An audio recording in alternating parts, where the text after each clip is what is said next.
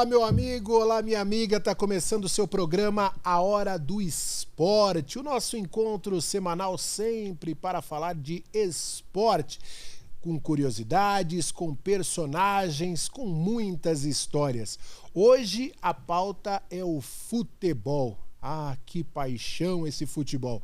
E eu tô recebendo aqui ex-atleta, treinador de futebol, um grande cara que, olha, vai contar muita coisa boa. Tô falando de Sérgio Soares. Tudo bom? Posso falar? Meu amigo Sérgio Soares, que bom tê-lo aqui com a gente no programa Hora do Esporte. Eu que agradeço, Luciano. Com certeza pode falar, meu amigo. É uma satisfação imensa estar participando contigo.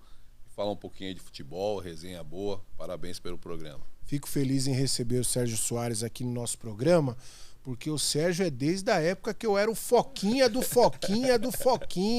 do estagiário. Você ali no Palmeiras, 96, né? 96. E eu lá, aquele repórter chatinho, pequenininho, mais magrinho naquela época, né? Tava começando, né, garoto? Tava começando, muita coisa aconteceu. Jogou quanto tempo, Sérgio? 19 anos, profissionalmente. Profissionalmente, 19 anos, mais 4 anos como amador. Tem aí uma caminhada boa. Sua formação de categoria de base foi onde?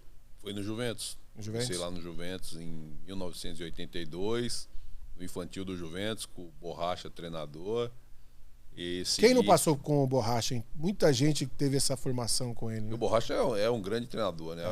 É uma referência na base na época, né? Tanto que o Borracha chegou na seleção brasileira, me levou para a seleção brasileira, né? O Borracha, nós somos campeões brasileiros de seleções com a seleção paulista, nós somos campeões paulistas em 85, o Borracha foi campeão da Taça São Paulo também, único título do Juventus nessa categoria, né? Na taça. Então o Borracha é uma grande referência. Eu fui um cara privilegiado, né, de ter a oportunidade de trabalhar com um cara na base que me deu toda a estrutura para eu seguir minha carreira como profissional. E no futebol, qual o auge, de repente, que você pode dizer da sua carreira? Todo mundo acha que é o Palmeiras de 96, né? Não, mas aquele Palmeiras de 96 era difícil para jogar também, né? Mas não, para mim não foi. Meu auge foi no Al Hilal da Arábia Saudita, né? Eu joguei no Hilal 2 anos e meio. No Hilal fui ídolo. Tive a oportunidade até para jogar a Copa do Mundo. O Al Hilal é o do Neymar? É o do Neymar. É o do Neymar. É o do Neymar, Jorge Jesus e tal. Eu tinha a possibilidade de naturalizar árabe para jogar a Copa do Mundo. Só como eu já tinha jogado na Seleção Brasileira Sub-20, naquela época não podia. Sim. Né? Então acabou que não consegui realizar esse sonho de jogar uma Copa do Mundo. Mas eu tive essa oportunidade por performar muito bem dentro do Hilal, né, de muitas conquistas e surgiu essa possibilidade. Ganhou muito carro lá dos sheiks, né? Porque eles gostavam de dar carro. Eu ganhei né? Na época o Ford Taurus, né, que era o carro aqui no Brasil super caro, né? E nós fomos campeões da Copa do Mundo Árabe e cada atleta ganhou um Ford Taurus. E aí era aquela sensação. Né? Mas eu nem peguei, deixei na loja. Lá eu já vendi. Ah, é? Não, ia trazer que jeito pro Brasil? Poxa vida, eu pensei que tinha que trazer, assim. Mas tem o custo, né? O custo era por tua conta, né? Eu tá. fui lá para ganhar, né, Luciano? Não para gastar. Era lógico, a gente tá falando de quantos anos, né? O mundo era diferente, mas mesmo assim as cifras eram muito mais significativas, de repente, do que você tinha no futebol brasileiro? Como na época eu saí do Juventus para o Hilal, né? Então a diferença era muito grande, né? Não dá para fazer um comparativo assim com relação à Parmalat na época que já estava no Palmeiras, ali em 92, a Parmalat tinha acabado de entrar no Palmeiras e estava montando um elenco forte. Os números já não dá para comparar com o da Parmalat, mas com relação ao Juventus com certeza era muito mais e a vida mudou a partir de então. Deu para fazer um pé de meia, comprar uma meia dúzia de apartamento? Deu para ter uma tranquilidade, tá tranquilo hoje, mas tem que trabalhar, né, meu filho? Não dá para ficar no sofá vendo sessão da tarde, não dá.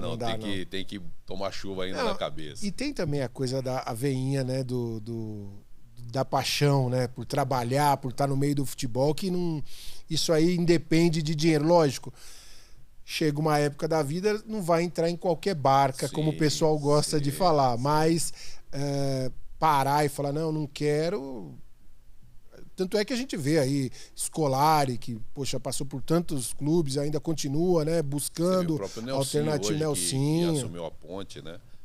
Eu acredito que enquanto você tem saúde, você não vai, o cara não vai querer deixar de trabalhar, né? Eu vejo muito isso do Filipão e do próprio Nelsinho, do Vanderlei também, né? Que tá parado, mas se tiver uma oportunidade ele trabalha. Você fala assim, não trabalho mais.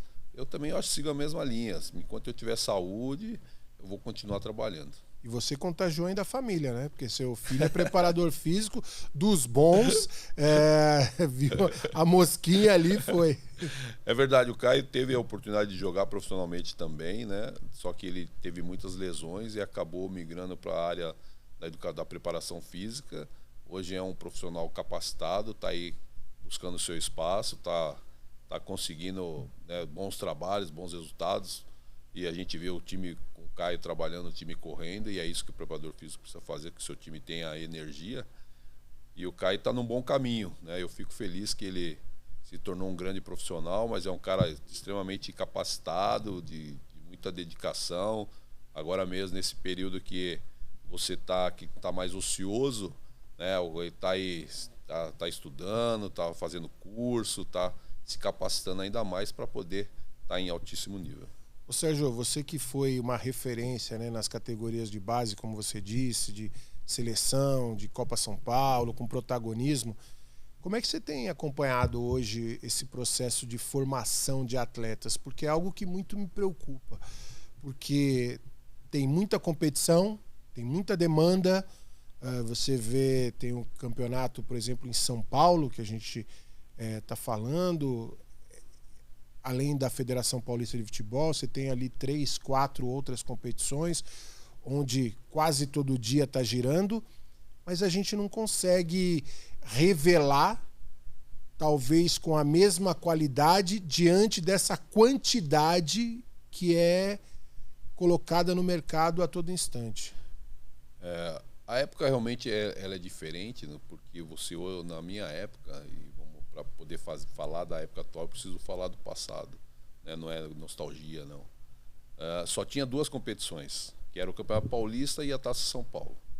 Hoje, a categoria de base, ela tem a Copa do Brasil, tem o Brasileiro, tem o Paulistão e tem a Taça São Paulo. No mínimo, 4 competições.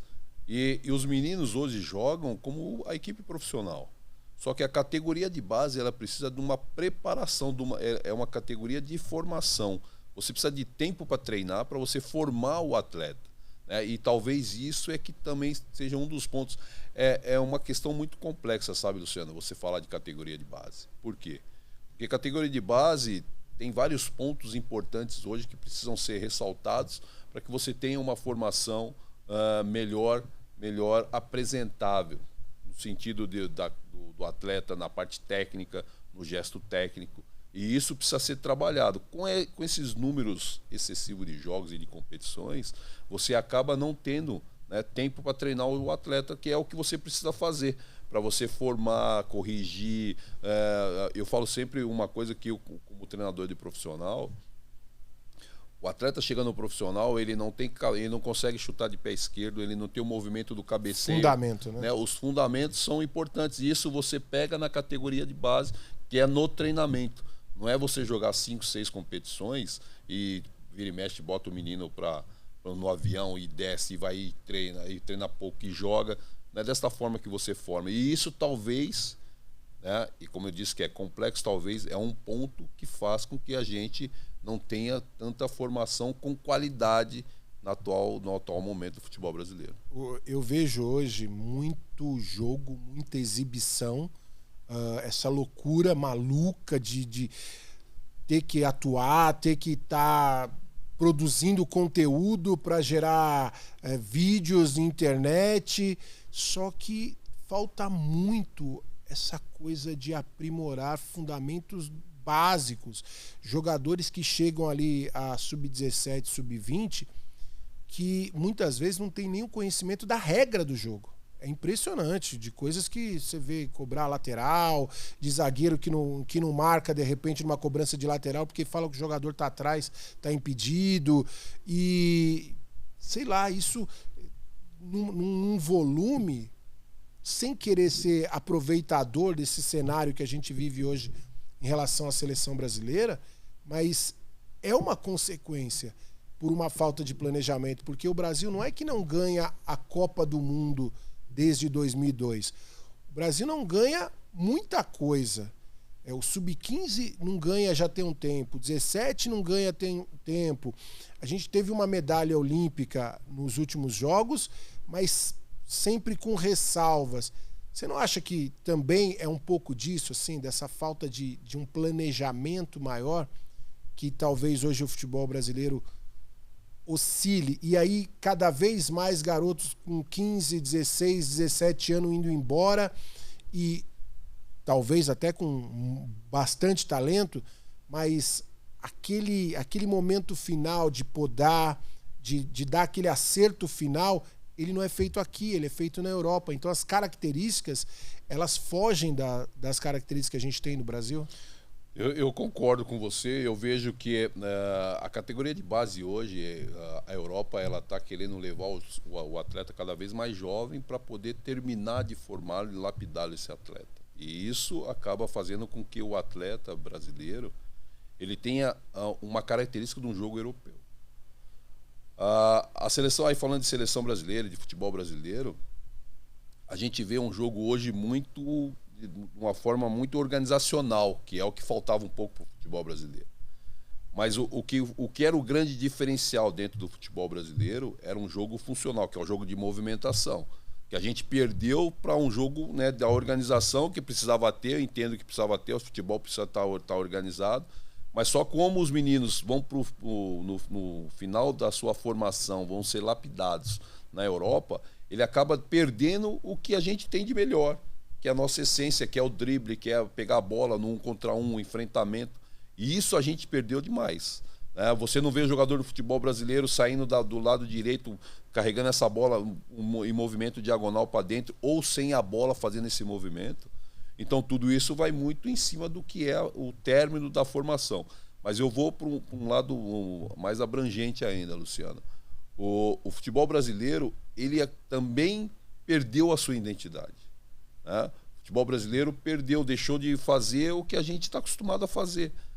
De movimentar, de pegar a bola, de driblar, de estimular o atleta ao drible, de estimular o atleta a ter uma tomada de decisão com liberdade, Vem tudo muito sincronizado, muito automatizado, e isso também atrapalha dentro da nossa formação. Essa postura de podar, ela vem desde muito cedo, porque as pessoas estão, que eu falei, de competindo cada vez mais, e quando você compete, você precisa dar resultado. Então, quando você treina, você pode. Uma hora eu cruzo, uma hora eu entro na diagonal. Uma hora eu vou para o confronto, e se eu errar, eu vou para o confronto de novo. Agora, quando você está competindo, se você erra uma bola, você toma um gol, o menino é substituído. O menino não vai para outro jogo. E aí, você acaba podando essa criatividade. E a gente vê cada vez mais jogador brasileiro muito bem organizado, como você falou. O pessoal fala assim, não, mas toca bem a bola. Tá bom. Deu 800 passes. Quantos chutes? 2. Peraí. Não adianta, não é boxe, que se você tiver, o controle da luta ali, não teve nocaute, quem teve mais o controle? Então ele é o vencedor. O boxe acontece isso. O futebol não. Alguém precisa... Exato. Eu entendo que a categoria de base até sub-15, você tem que deixar o menino mais à vontade. Mas a categoria de sub-15, Sérgio, já mudou porque o moleque de 16, 17 anos está no profissional, concordo. Então a gente baixa um pouquinho, até 13 anos só jogar, tá com a bola, diminuir o espaço para o menino ter a bola o tempo inteiro. E quando você vai para uma categoria sub-15, que hoje, pelo fato do atleta com 16 anos estar no profissional, você começar a introduzir questões táticas do jogo para que o atleta tenha um entendimento para tomar decisões, fazer a leitura de posicionamento. Aí vamos para as plataformas de jogo, 4-1, 4-1, aquele bando de número que todo mundo fala, e que todo mundo acha bonito. Então, você precisa melhorar o cognitivo do atleta nessa questão, mas na sua formação você precisa fazer ele jogar. né? Precisa deixar ele com a bola, deixar o tempo inteiro com a bola, reduzir o espaço, porque num campo, numa dimensão normal, o menino vai pegar na bola 2, 3 vezes. Isso é muito pouco para você fazer com que ele tenha contato com a bola, para que ele tome decisões ele produza, né? Exatamente. E isso precisa mudar. A gente olha, vamos pegar umas referências dentro da categoria de base, dentro do futebol brasileiro, que é o Palmeiras, né? O Palmeiras hoje tem um campo de terra dentro do CT, né? Tem um cara que, na minha opinião, foi um ex-atleta e é um cara conhecedor, que é o João Paulo, né? Por isso que o Palmeiras hoje está na frente de muitas categorias de outras equipes na categoria de base, porque tem um cara que pensa como nós. Sim. E dentro do pensar como nós, tem a execução dentro do trabalho. E é isso que nós precisamos ver em outros clubes e na sua formação. E passa tranquilidade também, né? Porque eu vejo treinador de sub-13, sub-15 se sentindo pressionado por resultado. E aí ele não vai deixar os meninos jogarem. Enquanto tiver essa questão de pressão por resultado, você não vai ter formação. Você precisa ter ali, você está formando o atleta, né? O resultado ele é consequência. Eu volto lá atrás, Luciano, quando a gente iniciou a nossa entrevista com o Borracha não era pressionado por resultados, só que ele montava sempre times com qualidade e naturalmente os resultados iam aparecendo. E é isso que precisa acontecer. Deixa eu continuar o nosso bate-papo com o Sérgio Soares, mas depois do intervalo ele vai falar um pouquinho também sobre o fato de ser treinador. Vou arrancar umas histórias boas dele, mas é rapidinho, você fica aí acompanhando o nosso canal. Obrigado sempre pela sua audiência. Rapidinho eu já volto.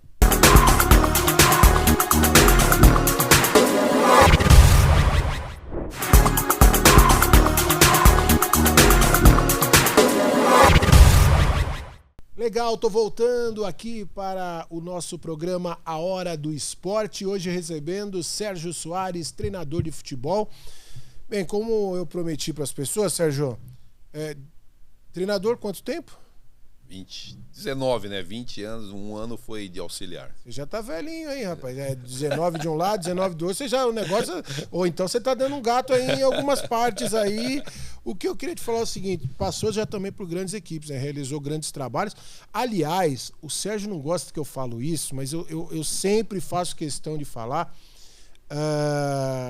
Você foi campeão da Copa do Brasil de 2004, eu estava lá no Maracanã, 70 mil pessoas, e você que estava à frente daquele Santo André lá. Não venha falar que era auxiliar, não, meu amigo. Era auxiliar do Chamusca. É que na oportunidade, naquele jogo do Maracanã, a gente não tinha comunicação nenhuma, né? O Chamusca teve algum problema pelo fato de estar suspenso e impediram com que a gente tivesse comunicação. Mas a gente tinha uma congruência muito grande dentro do trabalho, e isso facilitou para que eu tomasse as decisões dentro do jogo. E com certeza foram assertivas para que a gente conquistasse aquele título. Acho que foi o maior momento da sua carreira. Posso achar isso ou estou muito errado? É um momento que eu guardo com muito carinho, né? Porque eu tinha 37 anos, tinha parado de jogar há 2 meses, né? Joguei aquela Copa do Brasil. Sim. Com aquele pessoal.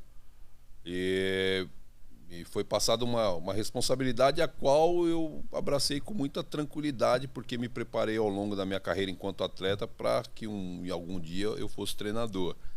E tive a oportunidade de trabalhar com um cara espetacular, né, que foi o Chamusca, né? Eu lembro que as pessoas falavam o seguinte: não, o Santo André, olha, ganhou da arbitragem, porque a arbitragem era toda do Flamengo. Aí eu falei, gente, vocês estão desvalorizando a conquista do Santo André?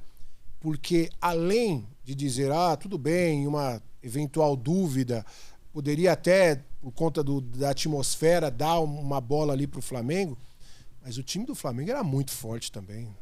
Vocês ganharam de um time muito forte, com grandes jogadores, e foi uma vitória incontestável, né? 2-0, sem correr risco. O time do Flamengo era um time capacitado, né? Tinha o Felipe no auge, né, jogando como meia, tinha o Atirso que estava no banco e entrava, Fabiano Heller, o zagueiro, Júlio César goleiro, o Jean atacante, né, era um time de muita qualidade, o time do Flamengo.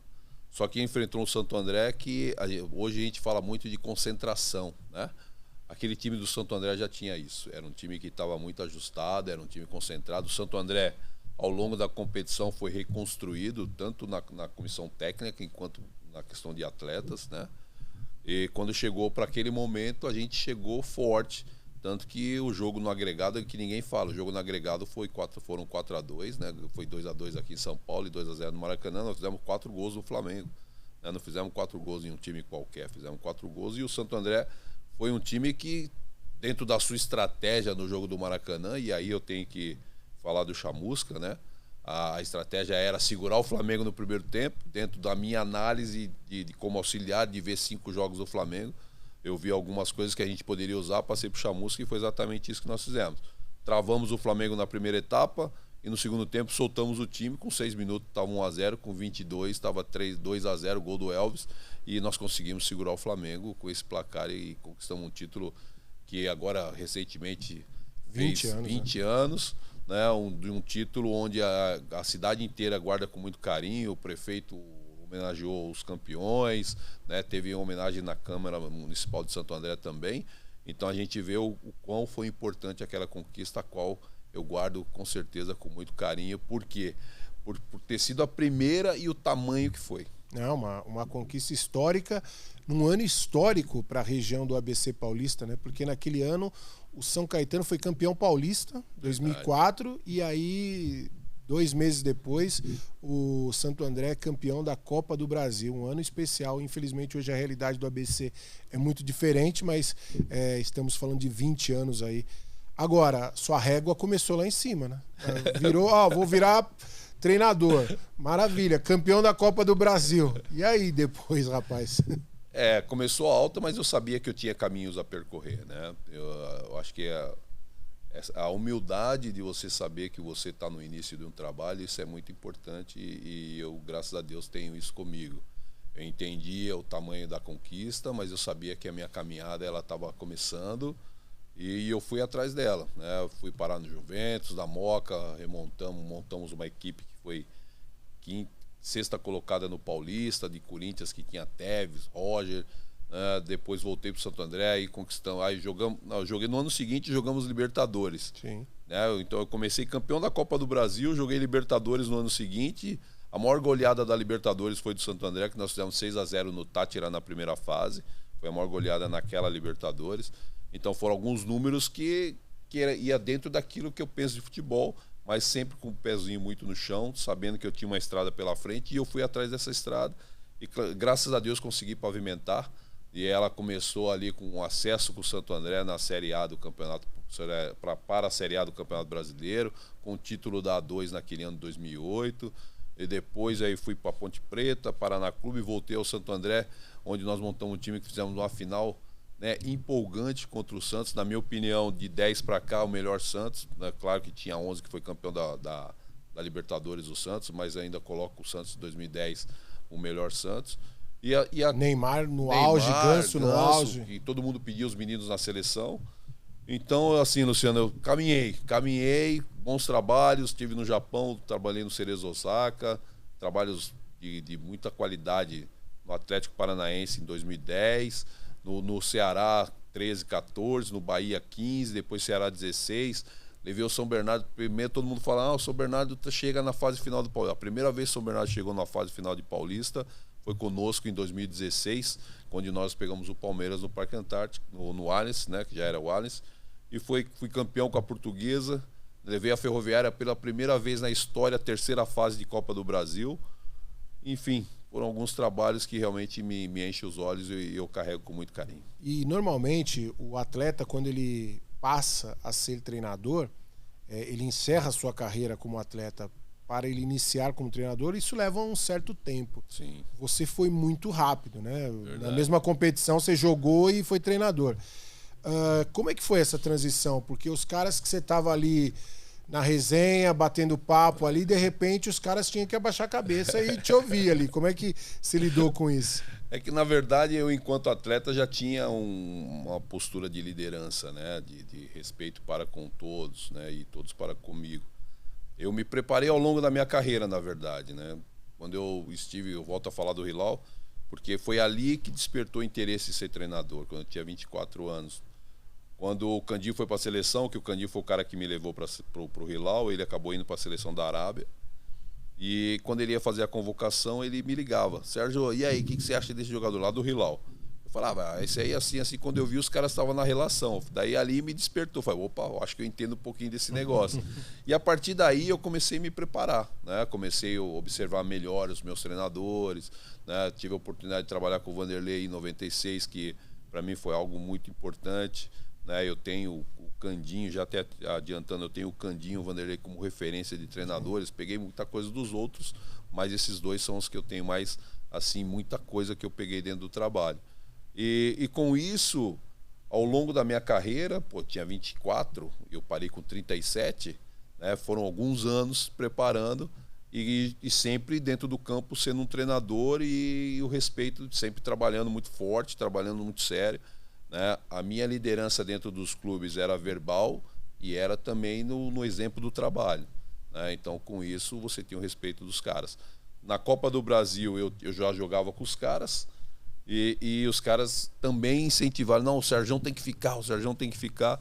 E acabei ficando ali o Ramalho, o Dedimar, o Júlio César, o Sandro, o Romerito, os caras que estavam na época e também tinham um respeito grande, mas é exatamente porque eu tinha uma postura de liderança e de muito respeito para com todos. Você, na sua história como treinador, teve algum problema sério com algum jogador? Assim, chegou a ter, sem, lógico, mencionar nome, mas chegou a ter algum problema de comportamento, assim, que você teve que de repente falar, pô, baixa a bola aí, ou dá uma chegada um pouco mais forte. Não aquelas chegadas que você dava ali nos caras ali na marcação, mas...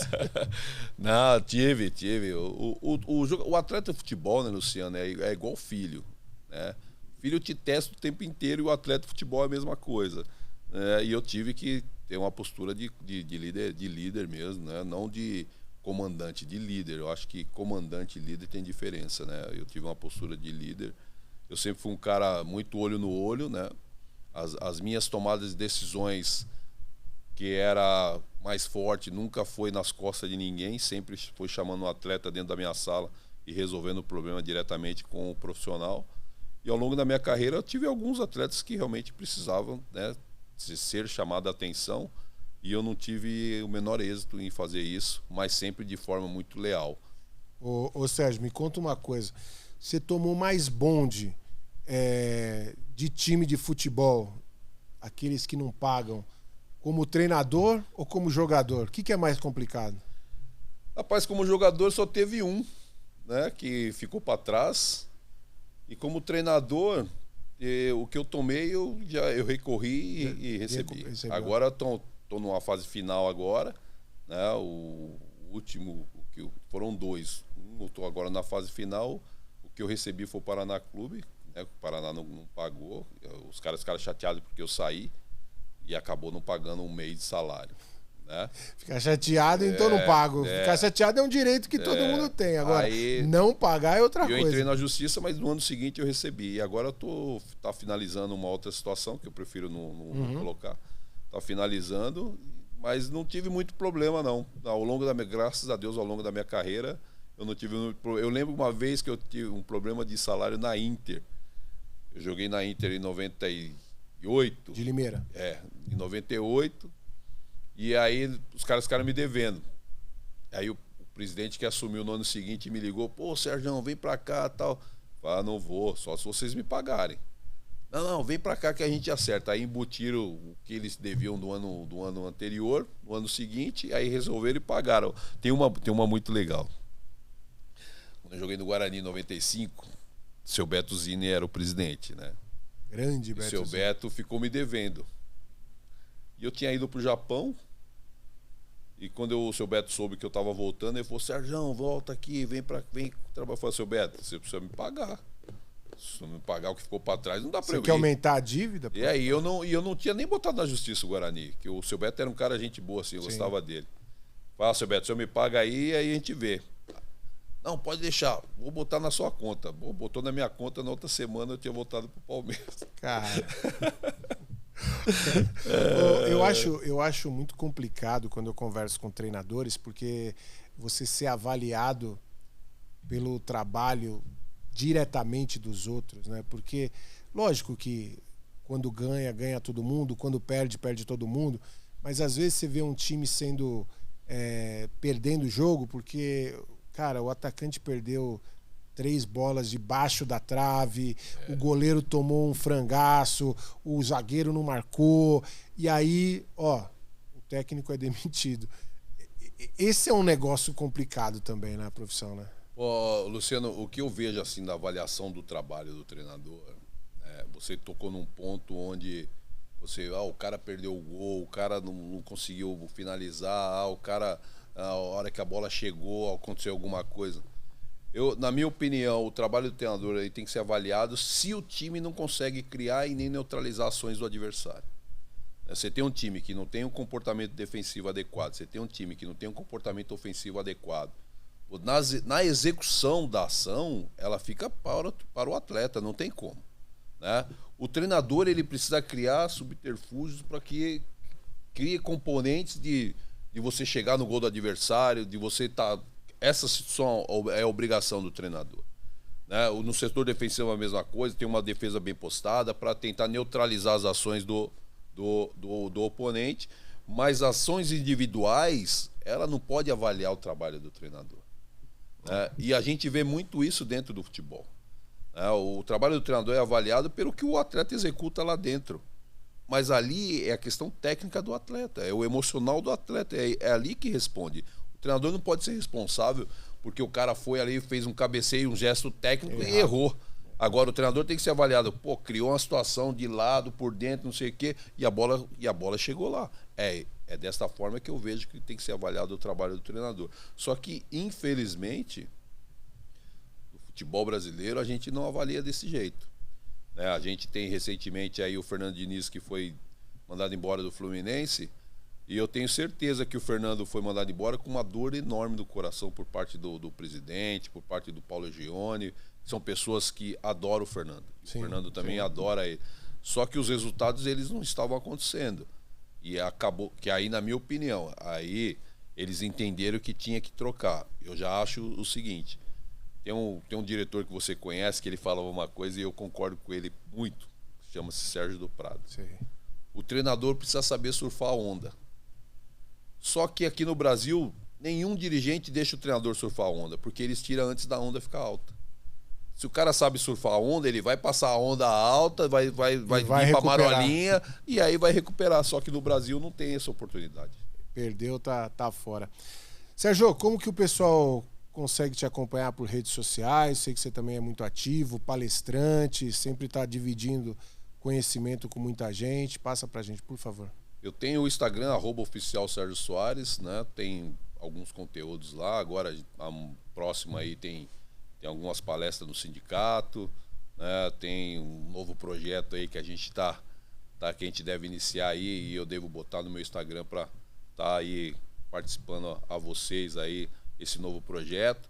E conteúdos de futebol que eu acho que é bem legal, mas é mais aí no @oficial Sérgio Soares que você vê muita coisa lá. Maravilha. Cara, obrigado pela sua participação com a gente nesse programa novo, A Hora do Esporte. Que bom receber e sucesso sempre, cara. Sabe que eu sou um torcedor do seu trabalho, sou muito fã. Você é um grande amigo que eu conquistei aí no futebol. Eu agradeço demais o convite. Estar contigo é sempre muito bom. Sucesso para você, né? A gente torce pelos amigos. Estamos na caminhada, esperando algum projeto para que a gente possa desenvolver aquilo que a gente gosta. O cheirinho da grama faz falta, viu, Luciano? Tá aqui no microfone é legal, mas o cheirinho da grama faz falta. Obrigado pela oportunidade, meu amigo. Valeu, Sérgio Soares participando com a gente. Chega ao final o nosso programa A Hora do Esporte, agradecendo demais a sua audiência. Semana que vem a gente volta com muito mais para vocês. Valeu, galera. Valeu, Brasil.